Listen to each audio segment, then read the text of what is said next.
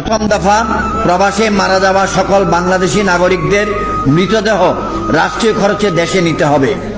দ্বিতীয় দফা, প্রবাসীদের জাতীয় পরিচয়পত্র ও ভোটাধিকার চাই। তৃতীয় দফা, বিমানবন্দরে প্রবাসী হয়রানি বন্ধ চাই। চতুর্থ দফা, প্রবাসীদের জন্য যুগোপযোগী দ্বৈত নাগরিকত্ব আইন ও পেনশন সুবিধা চাই। পঞ্চম দফা, পাসপোর্ট সংশোধনের সুযোগ সহ দালাল মুক্ত পাসপোর্ট ও দূতাবাস সেবা চাই।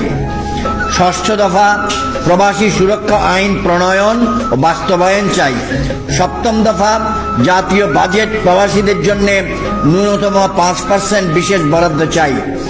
অষ্টম দফা, বিদেশে কাগজপত্রবিহীন প্রবাসীদের বৈধকরণে সরকারের সহযোগিতা চাই। নবম দফা, বিদেশে প্রবাসীদের জন্য পর্যাপ্ত বাংলাদেশি দূতাবাস ও শ্রম কল্যাণ উইং চাই।